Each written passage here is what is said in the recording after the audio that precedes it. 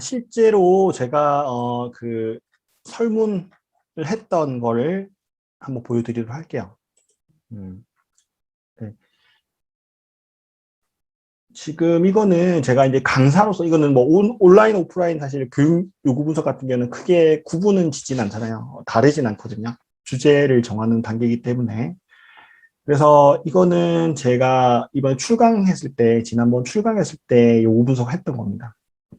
그래서 강사분들도 뭐 지금 잘 하고 계시겠지만 혹시 요구 분석 필요하시다 생각이 되시면 이렇게 활용하시면 좋을 것 같아요.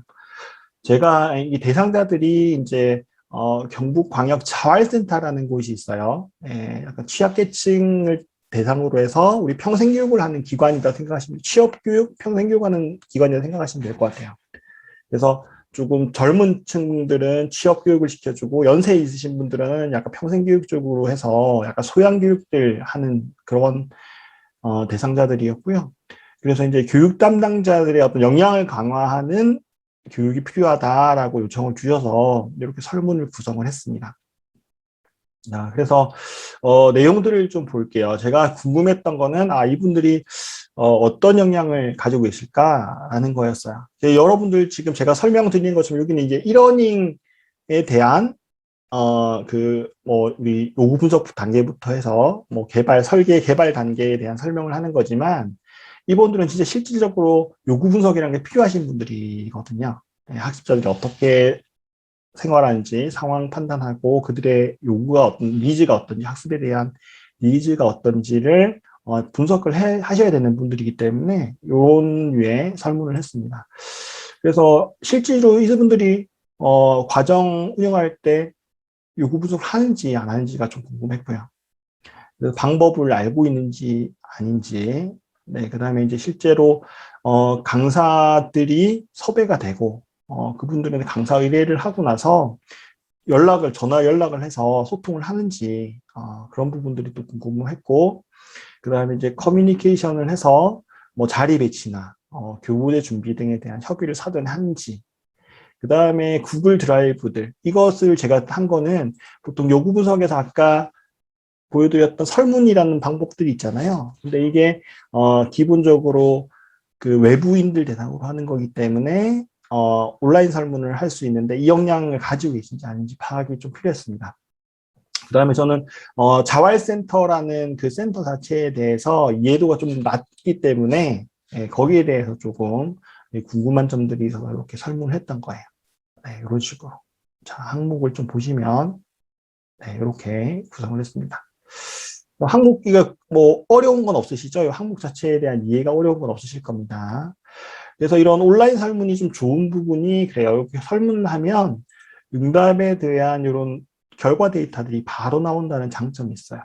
네, 이거 한번 볼까요? 이렇게. 나는 요구 분석을 한다라고 해서 한 중간 정도네요. 중간 정도. 수치가. 그죠?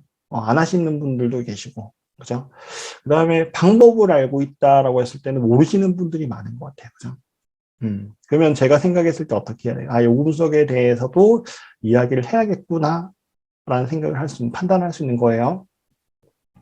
그 다음에, 강사님과 소통을 하면서 교육 방향과 내용 구성에 피드백을 한다.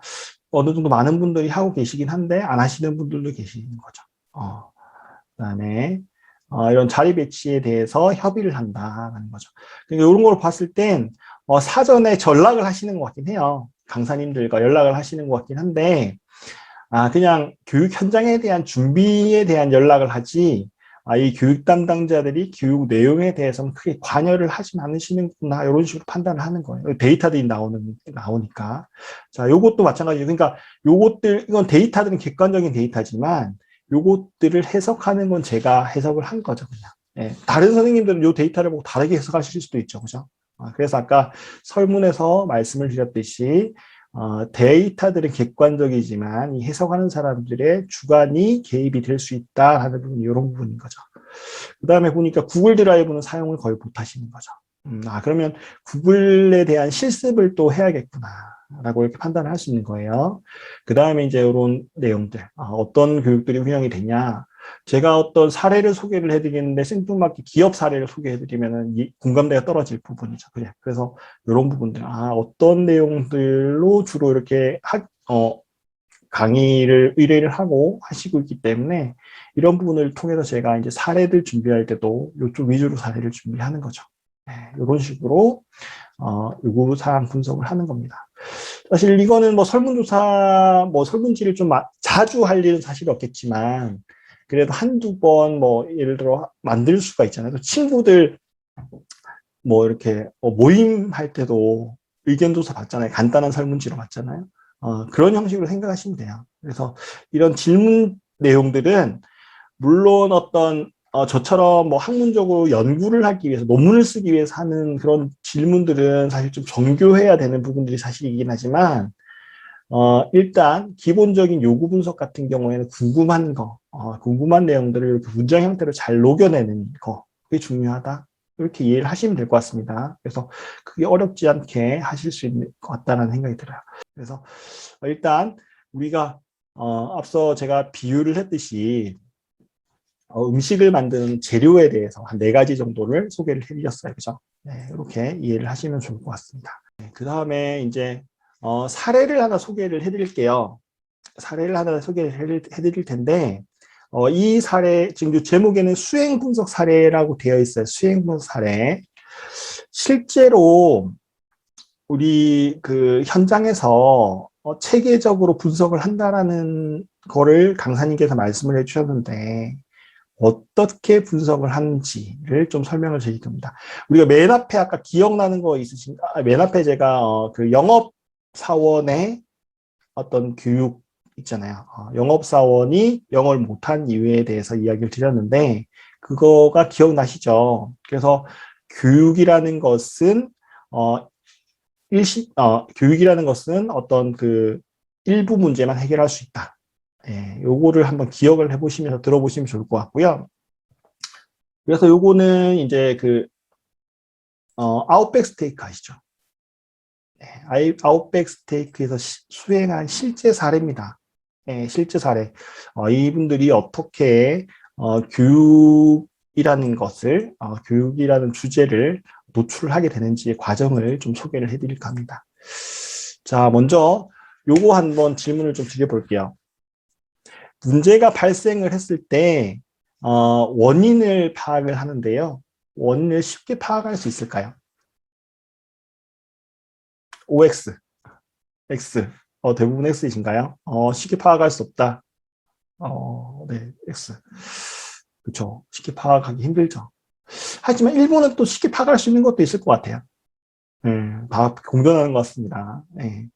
그래서 이런 부분들 생각을 해보시면서 대부분은 쉽게 파악할 수 없다라고 이야기해 주셨고 저도 거기에 동의를 합니다. 많은 문제들이 쉽게 파악을 하기는 어렵습니다. 그죠? 자, 이런 문제가 있었습니다. 국내 외식 프랜차이즈 A사, 아웃백이에요. 네, 아웃백 스테이크하우스에서 실질적으로 했던 사례고요. 이런 문제가 있었어요. 지점별 매출 원가의 편차가 크다라고 합니다. 지점별로 매출 원가의 편차가 크다. 그래서 회사 전체의 어떤 이익 상승을 위해서 문제를 어떻게 해결해야 될까라는 겁니다. 뭐 좀 어려운 말인데 뭐 매출 원가의 편차가 크다라는 말이 나왔네요. 그죠? 조금 더 볼게요. 이 아웃백이라는 회사는요, 뭐 한 80개 정도의 직영 체제로 운영을 하고 있대요. 이게 제가 기억에 2017년도에 아마 했던 걸 거예요. 2017년도에 이 분석을 했습니다. 그래서 메뉴들은 이렇게 돼 있고, 직영 체계라고 해서 이제 본사가 있고요. 직영점들이 각각 있어요. 각각. 그러면 이제 직영들이 이제 보면 어떤 매출을 올릴 거 아니에요. 그죠? 매출을 올리면 각 그 매출에 대한 것들 있죠. 요 권한들을 각 지점에서 가지고 있는 거예요. 그러니까 아웃백 스테이크 하우스들은 이제 그 쓰는 재료 있죠. 고기도 지점별로 좀 다르대요. 그들이 각자 구매를 한다고 하더라고요. 공동적으로 이렇게 하는 게, 이게 제공을 하는 게 아니라 거기에 따라서 그래서 좀 단가도 다르고 그래요. 그래서 그 구매하는 거에 따라서 매출이 달라지겠죠. 예를 들어 똑같이 한 100명 손님이 있다고 하더라도요. 거기에 사용되는 재료나 아니면 식자재들이 버려지는 것들도 있죠. 버려지는 것들, 이런 것들에 따라서 이게 매출액이 달라진다고 합니다. 이렇게 상황들을 좀 이해를 하시면 좋을 것 같아요. 그래서 뭐 이런 각 지점의 매출 이익의 합들이 기업의 어떤 총 매출이익이다. 이렇게 이해를 하시면 좋을 것 같아요. 현재 상황을 보니까 지점별로 매출의 편차가 발생을 하더래요. 매출의 편차가. 그다음에 회사 전체 이익 상승을 위해서 매출이익을 관리를 해야 하는데 매출 원가가 비교적 높은 지점의 원가 관리상 수행 문제가 파악하여 계산하고자 한다라고 해서 각 지점별 점주가 매장의 어떤 손익계산서, 어떤 매출에 대한 책임 관리자다. 라고 이해하고 있고요. 그 다음에 원가 관리 또한 각 지점의 점주가 직접 한다. 원가 관리라는 건 뭐예요? 재료 구입이나 이런 것들 다 말하는 거예요. 그 다음에 이제 모든 메뉴는 회사가 정한 레시피가 있다는 거예요. 맛을 이제 동일하게 유지를 하기 위해서 어떤 재료에 대한 구입은 매장 점주가 책임을 지지만 레시피, 공통된 레시피는 있다라는 거죠. 자, 이해가 되시죠? 문제가 이렇게 발생을 했습니다. 각 지점들이 이렇게 있는데요. 지금 표준 원가라는 게 있어요. 표준 원가. 표준 원가. 자, 표준 원가라는 건 쉽게 말해서 이런 거예요. 예를 들어 똑같은 예를 들어 스테이크 동일한 걸 갖다가 예를 들어 토마호크 스테이크를 하나를 팔았어요. 근데 어떤 지점에서는 어떤 지점에서는 매출 원가가 적어서 매출이익이 크게 나고요. 어떤 지점에서는 매출 원가가 너무 크다 보니까 상대적으로 매출이익이 적게 나는 거예요. 여기서 보시면 지점 1 같은 경우에 이게 좀 매출이익이 적게 나는 상황인 거죠. 이해가 되셨죠? 그러니까 같은 토마호크 스테이크 하나를 판매를 해도 각 이익이 다른 거예요. 이익률이 다르다. 그래서 이 회사에서 지향하는 건 어떤 거겠어요? 지점 B 같은 상황이겠죠. 예. 같은 걸 팔아도 매출이익이 많이 나는 것을 선호를 하겠죠. 그래서 우리가 이상적인 상태라는 걸 규정을 해요. 네. 이상적인 상태라는 것은 지점별 매출 원가가 어느 정도 일정해야겠다라는 거죠. 표준 원가 정도는 돼야겠다라는 거죠. 이게 목표인 거예요. 목표. 바람직한 상태. 현재 상태를 보니까 이런 지점별 매출 원가 편차가 크다. 이렇게 편차가 크다라는 거고요. 그 다음에 이게 문제가 매출 원가가 지나치게 높은 매장의 원가를 일정하게 유지해야 된다라는 것이 여기에 대한 문제였던 거예요. 자, 이런 상황은 충분히 발생할 수 있겠죠. 네, 기업에서 발생할 수 있습니다. 그죠? 그리고 이건 발생을 했던 문제니까, 이건 실제 사례를 제가 제공을 한 거니까. 그러면 이런 문제 원인을 분석하기 위해서 여기 보시면 다양한 방법들이 있어요. 분석 방법들이 있어요. 방법들이 있는데 인터넷 검색도 있고 문헌조사도 있고 통계 분석도 있고 고객 서베이는 아까 말했던 설문을 말하는 거죠. FGA라는 것도 나오고 이렇게 전문가들이 다양한 것들이 나오네요. 이런 문제를 해결하기 위해서 여기서는 뭘 했냐면 현장 관찰을 했어요. 이거 포커스 그룹 인터뷰를 했어요. 그래서 이 담당자가 아웃백 매장을 찾아갑니다. 찾아가서 이 사람들이 어떻게 하고 있나 파악을 해요. 그래서 사실 이게 제 대학원 동기분이 이제 연구를 하신 건데, 그분들 이야기는 재밌는 시간을 보냈다고 해요. 아웃백 스테이크 찾아가서 직원 할인 받으면서 스테이크 먹으면서 관찰을 했다고 해요. 손님인 척해서 관찰을 했다고 합니다. 그러니까 뭔가 드러나는 게 있더라는 거야. 관찰을 하니까 서빙에 뭔가 문제도 일어나는 게 있고, 그 다음에 이제 여러 가지 문제들이 있었다는 거죠. 그러니까 고객의 입장에서 관찰을 하니까 문제가 생기는 게 있더라라는 게 있어요. 1차적으로. 그러면 또 이제 주방에서 또 문제가 일어나는 것도 있을 수가 있잖아요. 근데 고객이 관찰할 수가 사실 없잖아요. 근데 이제 그런 부분들도 할 수 있는 부분은 관찰을 했다. 내가 이제 담당자로서 그 부분에 질문도 좀 하고요. 주방에 있는 분들한테 질문도 하고 그런 것들을 했다라고 해요. 그리고 이제 그렇게 이야기를 했고, 이제 여기서 관찰이라는 걸 하나를 했고, 그 다음에 이제 FGI라는 걸 했어요. FGI. FGI라는 걸 하는데, 그렇다면 여러분들이 만약에 매장 이런 수익에 대한, 매출에 대한 것을 분석해야 되는 어떤 업무를, 미션을 가지고 있는 담당자라고 한다면 어떤 매장을 FG라는 거 아까 말했죠. 어떤 각 담당자들을 대상으로 해서 모아놓고 이야기를 하는 거다라고 이야기했죠. 어떤 매장을 대상으로 해서 FGA를 좀 실시를 하면 좋을까요?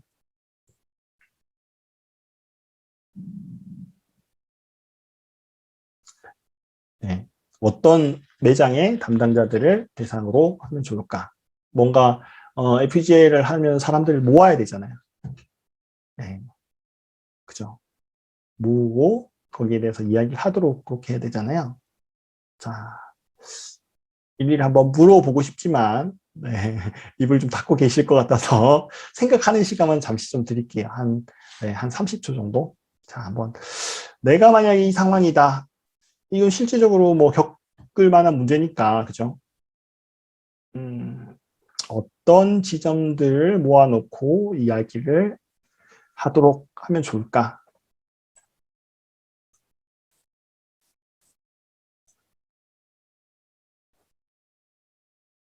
자, 네, 생각 좀 해보셨습니까? 네, 머릿속에 막 이렇게 바삐 이런 생각들이 좀 움직였겠죠. 자, 여기는 어떻게 했냐면, 이렇게 했습니다. 일단, 두 그룹으로 나눴어요. 두 그룹으로. 두 그룹으로. 자, 아주 잘 하고 있는 매장.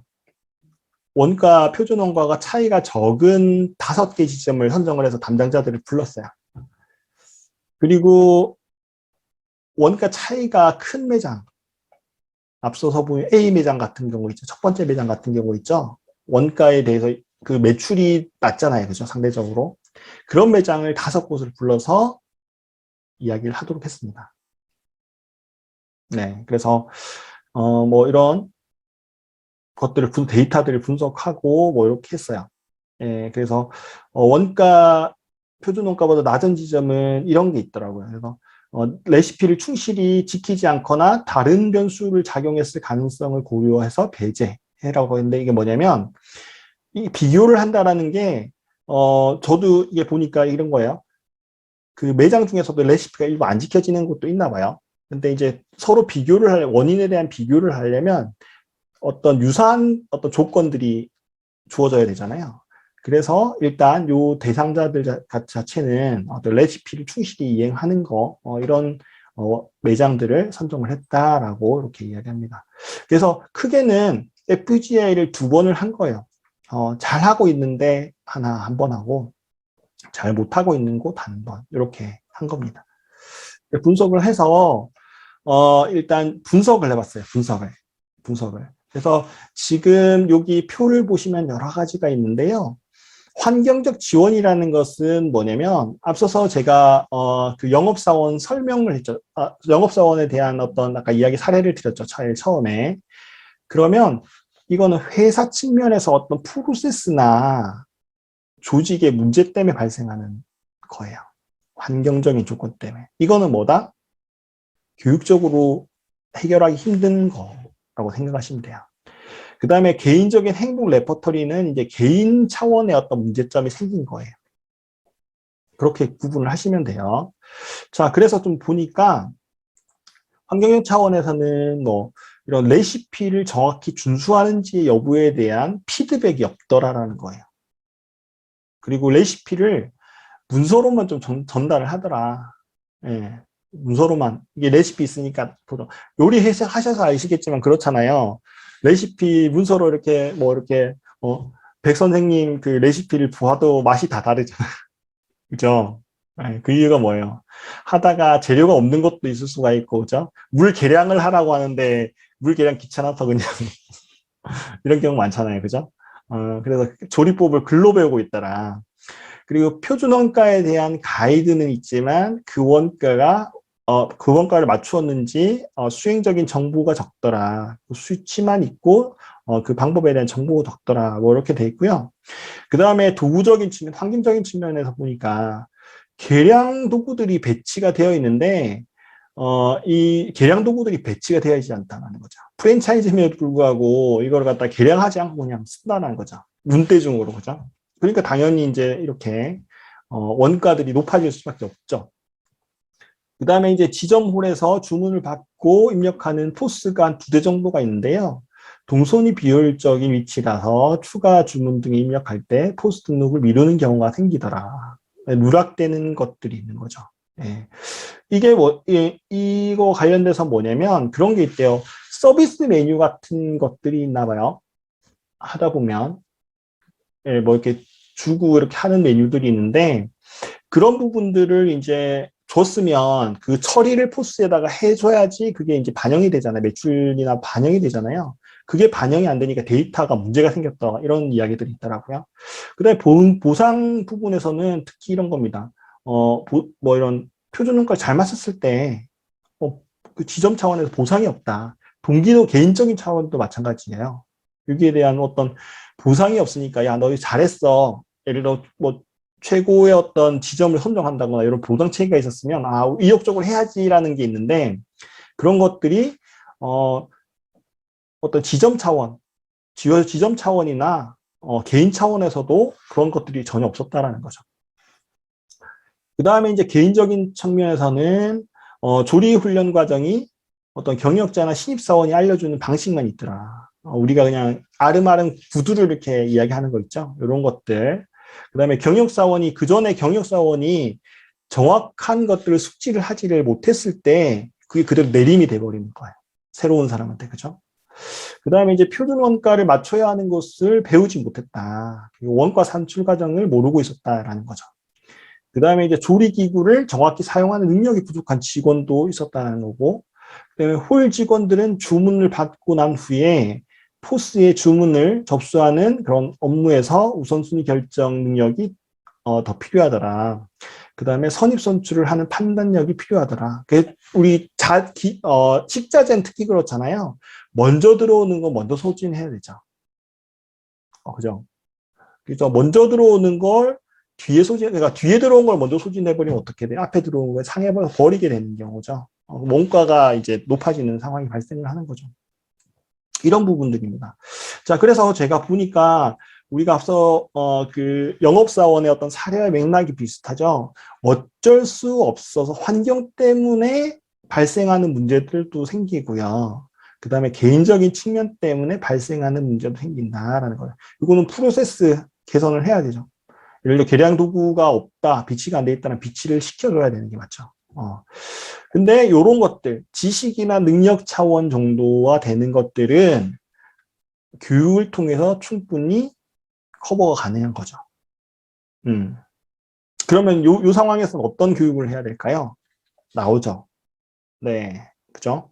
그래서 이게 조리의 정확한 어떤 표준 원가를 맞춘 조리 방법들, 이것들을 연습을 시키고 하는 그런 교육들을 해야 되고, 그 다음에 이제 조리 도구 사용하는 방법에 대해서도 좀 알려줘야 되고, 그 다음에 이런 선입 선출에 대한 부분들, 이런 부분들에 대해서 그걸 충분히 교육을 통해서 해소할 수 있도록 이렇게 만들어줘야 되죠. 이해가 되십니까? 네, 교육 부분 이렇게 한다. 그래서 보통 이제 진짜 실제적으로 여기 에피소드를 한번 소개를 해주셨는데요. 그 담당자분께서 에피소드가 뭐가 있었냐면 이랬대요. 주방에서 이제 조리하시는 분들이 계시잖아요.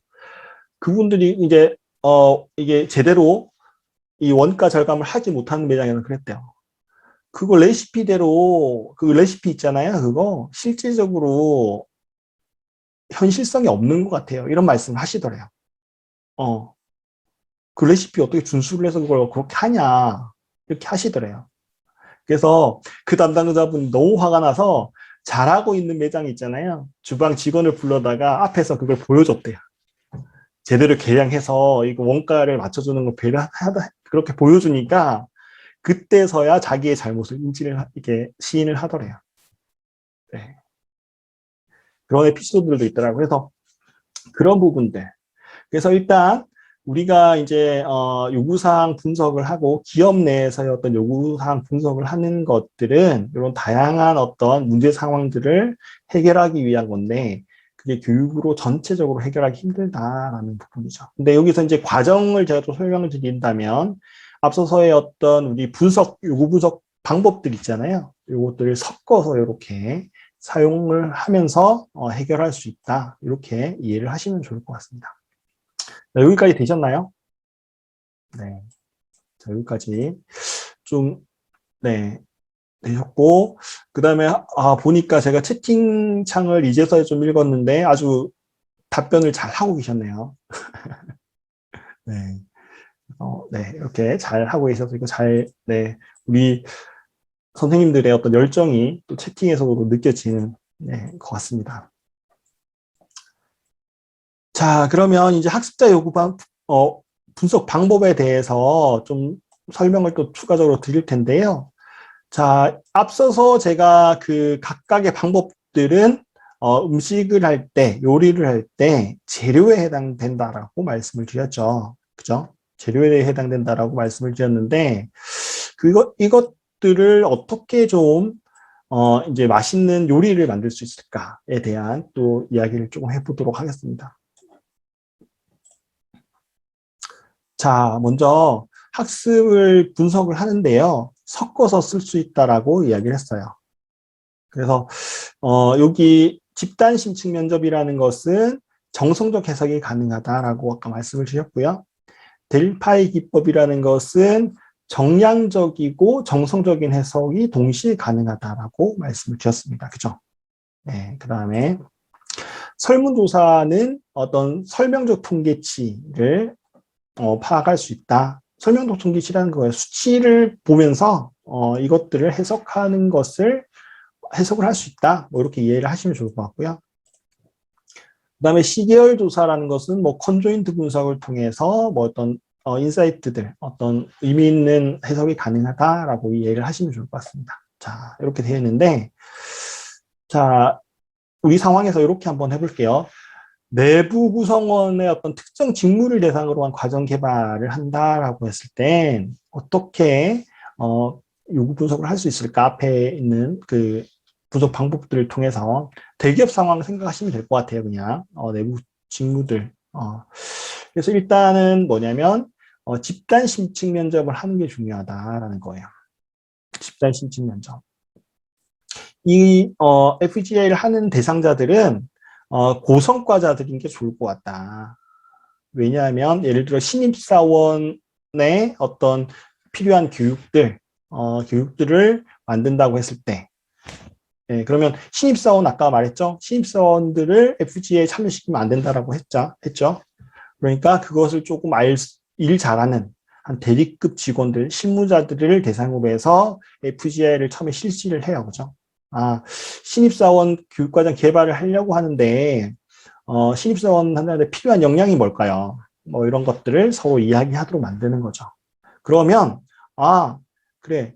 여러 가지 역량이 규정이 될 거 아니에요. 필요한 역량들, 신입사원들한테 이러한 필요한 역량들이 있어요라고 해서 이제 규정이 되면, 그 다음에 설문조사를 한번 해보는 거죠. 역량이 한 10개 정도 규정이 됐다라고 해봐요. 10개 정도 규정이 됐다. 그러면 10개 정도 규정된 걸 갖다가 토대로 해서 설문지를 만들어요. 신입사원 여러분들한테 필요한 역량은 이런 10개 정도의 역량이 필요합니다. 근데 여러분들이 가지고 계신 역량도 있을 테고 가지지 못한 역량도 있을 텐데 그 역량을 파악을 하고자 이렇게 설문을 진행하고자 합니다라고 해서 설문조사를 하는 거예요. 그래서 교육 담당자인 신입사원들 대상으로 해서 설문을 하면 설문조사의 장점은 그거죠. 척도가 나오죠. 점수가 나오죠. 자, 점수가 나오는데 그 점수를 토대로 해서 교육과정을 어떤 내용을 다루면 되겠다 이렇게 판단할 수가 있는 거죠. 설문을 하면 결과가 그런 거죠. 예를 들어 나 신입사원이 모든 사람들이 잘하고 있어. 역량들이 이렇게 되어 있는데 역량들이 10개 정도 규정이 되어 있는데 그중에 한 4개 정도는 신입사원이 지금 현재 따로 배우지 않아도 충분히 할 수 있는 거예요. 그럼 그 따로 배울 필요 없잖아요. 그렇죠? 그러면 잘 못하고 좀 어려워하는 부분만 5개 정도 역량에 관련된 것만 추려서 교육과정을 만들면 되는 거죠. 자, 이해가 되시죠? 예, 이건 크게 이해하시는데 어렵지는 않으실 것 같습니다. 그 다음에 이제 불특정 다수를 위한 어떤 과정 개발을 한다라고 했을 때 어떻게 할까요? 불특정 다수를 위한 과정 개발을 한다. 자, 이때는 우리 이거는 교원 연수라기보다는요, 제가 있었던 예전에 경기도 일자리 재단, 요런 쪽에, 그거 같아요. 그래서, 이러닝 과정 개발을 하는데, 경기도민 대상이잖아요. 근데 그 사람들이 우리 사이트에 접속하는지, 모든 사람이 접속하는지 어떤지 모르잖아요. 불특정 다수잖아요. 그런 분들을 위한 과정 개발을 한다라고 했을 땐, 어떻게 좀 해야 될지에 대해서 한번 알아보도록 하겠습니다. 이것도 실제 사례를 준비를 했어요. 실제 사례를 준비를 했는데, 어떤 상황이었냐면, 저희 이제 위에 이 꿈날개라는 사이트를 총괄하시는 분께서 이런 요구사항을 한 거예요. 이번에 과정 개발을 해야 되는데요. 우리 설문조사를 한번 합시다. 이렇게 이야기했어요. 근데 단서가 또 주어진 거예요. 어떻게 주어졌냐면, 우리 설문조사를 하면 보통 어떻게 해요? 대충 카테고리를 만들어서 이렇게 하죠. 네, 이렇게 뭐 어떤 설문을 하도록 약간 보기가 주어지잖아요. 보기가 주어지다 보니까, 그분은 생각을 그러셨던 것 같아요. 그렇게 되면 우리가 이미 필터링을 한번 하고, 네, 설문을 하게 되는 격이니, 좀 더 많은 아이디어, 좀 참신한 아이디어를 얻고자 했던 것 같아요. 그런 아이디어에서 설문을 하는데 조금 그런 오픈형으로 한번 했으면 좋겠다라고 이야기하신 거예요. 그래서 그 결과를 한번 공유를 한번 해보도록 하겠습니다. 이렇게 이 얘기가 나왔어요.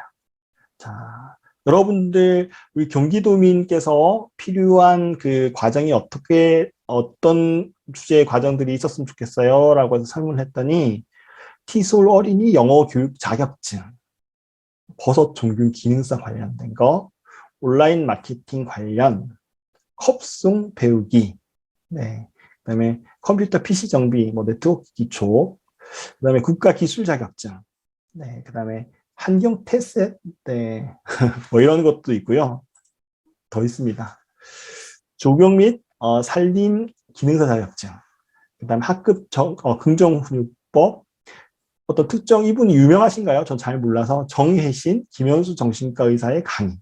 네, 저 유명하신지 모르겠어요. 인물화 그리기, 직업상담 2급 시험, 1인 직식 산업, 소상공인 자영업자에게 도움이 되는 회계 노무 강의가 있었으면 좋겠습니다. 여기서 끝난 줄 알았죠? 또 있습니다. 네. 관광통역 안내사 자격증 강의 부탁드립니다. 한국사, 그다음에 3D 맥스, G브러시 등, 그다음에 미용 메이크업도 추가해 주시고 업데이트 제발해달래요. 업데이트. 네, 업데이트 제발해달라고. 사교 댄서 관련된 거, 일본사 관련 강의, 신재생에너지 발전 설비 기사, 타로 상담. 다양한 의견들이 있습니다. 일단 다양한 의견 얻는 데는 좀 어쨌든 긍정적인 부분이네요.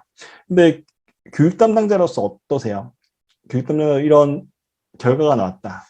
어떤 과정을 개발을 해야 할까요, 우리는?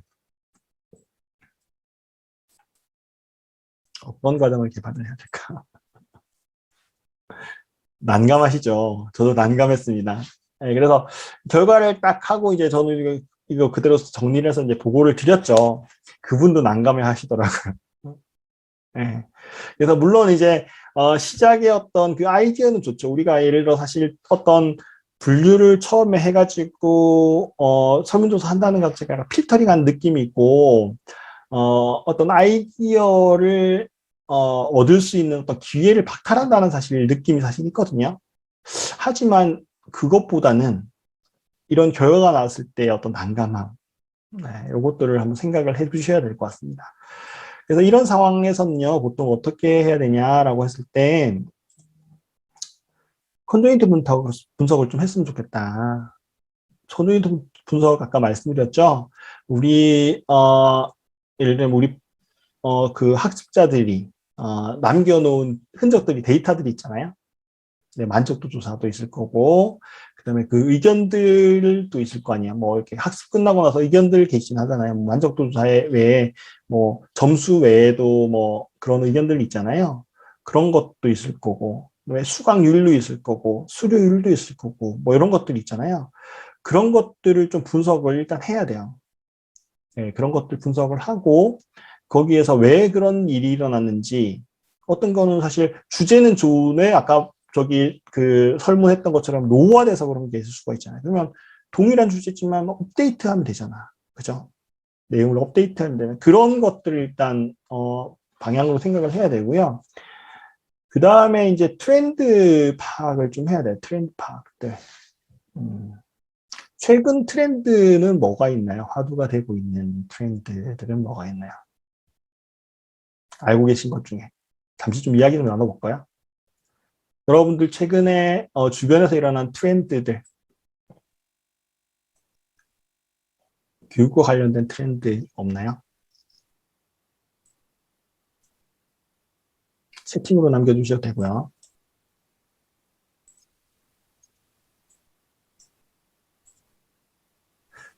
네. 이명수 선생님은 초등교육에서는 코딩 교육, 그죠? 코딩 교육. 네. 코딩 교육. 저도 코딩 교육에 좀 관심이 있는데, 네. 그 다음에, 그쵸. IT 쪽에서는 데이터 분석, 주식 연끌, 1인 크리에이터, 빅데이터, 네. 스마트 스토어 관리. 아, 좋습니다. 스마트 스토어 관리. 네. 요즘에 또 메타버스라는 거 화두가 되고 있잖아요. 메타버스. 메타버스라는 것도 화두가 되고 있고. 예, 그래서 그런 부분들을 아까 앞서 말씀드렸던 것도 지금 최신 다 트렌드인 것 같고요. 그런 부분들을 좀 지금 말씀해 주신 게 트렌드니까 그런 부분들을 이렇게 유목화해서 설문을 해도 의미 있는 데이터들이 나오겠죠. 예. 그래서 그런 것들을 일단 네, 종합을 해서 교육 담당자가 정리하는 네, 그런 과정이 필요하다라고 말씀드릴 수 있을 것 같습니다. 그리고 나서 이제 설문조사를 본격적으로 해야 되는 거예요. 설문조사를. 이렇게 하고 나서, 네. 설문조사를, 네. 뭐, 이 교육 대상자들 대상으로 해서, 저 같은 경우에는 경기도민들한테 우리가 요즘에 이런 최신 트렌드가 이러이러한 것들이 있는데, 뭐, 한 20개 정도 어떤, 네. 그 카테고리 분류 중에서 여러분들이 관심이 있고 필요로 하는 게 어떤 겁니까? 이런 식으로 설문지가 구성이 되어야 됩니다. 그래서 이런 부분들 좀 이해를 하셨으면 좋겠다라는 거고요.